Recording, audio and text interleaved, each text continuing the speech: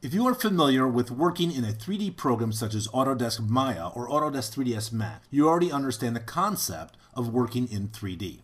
If you are new to working in a 3D environment, I'd like to spend some time explaining the viewports and navigating around a 3D environment. By default, when in the Action tool, you have a two-view layout. I have my action schematic on my left-hand side, and I have the result of action over on my right-hand side. You can have up to a 4-view layout if you wanted to. Each one of these viewports can be different orthographic or non-orthographic viewports to look at your 3D scene from different angles. With this viewport selected, I'm looking at the default camera right now. But if I expand the flyout that reads View, you can see you have access to the Action 3D views. There's Perspective, the default camera, which is currently what we're looking through, plus the front, the side, and the top. Notice the shortcuts for the top, the side, the front, and perspective. It is Shift 4 for your top, Shift 3 for the side, Shift 2 for the front, and Shift F4 for perspective. I'll leave a default camera for right now, and then I'll hit Shift 2, and now you'll see we've switched to the front view. I hit Shift 3, we're now looking at the side view. Shift 4, we're now looking at the top view. Shift F4, I'm looking at what's called perspective. So either using the shortcuts or the view flyout menu, you can very quickly look at the different angles of your scene. If you want to orbit and rotate around your scene, you can switch your tool to be Orbit tool.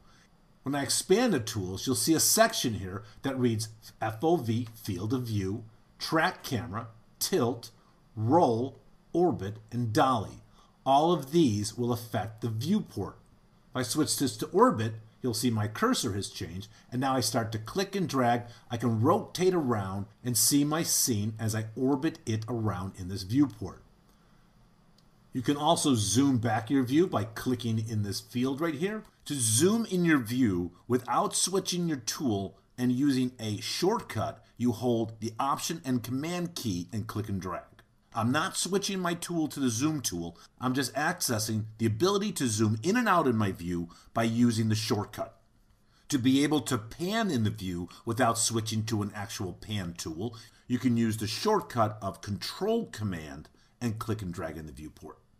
Going back to the flyout, down in the bottom, notice you can activate the zoom tool by using Shift Z or choosing this. Now my tool is the zoom tool.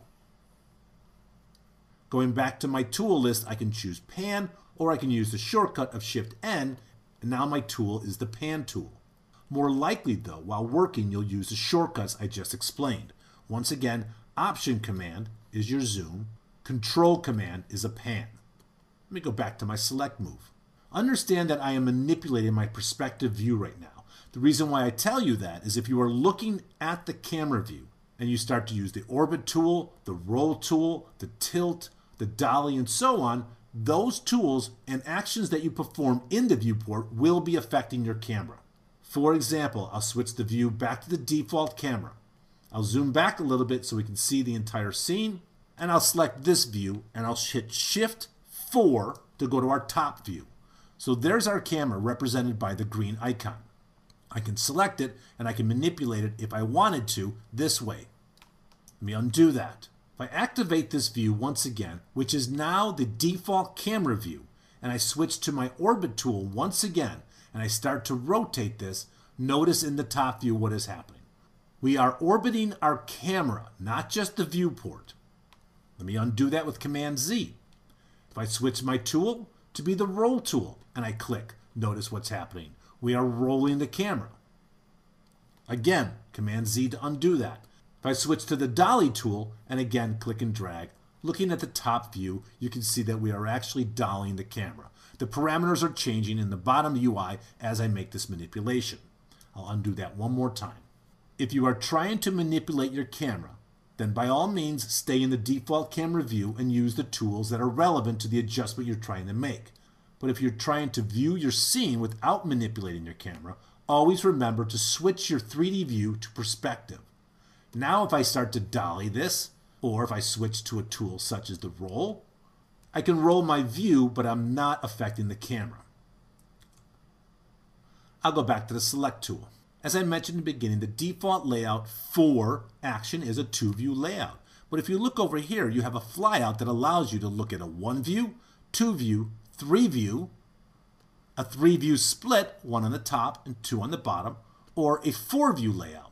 This way you can take this view, set this one to be your side view.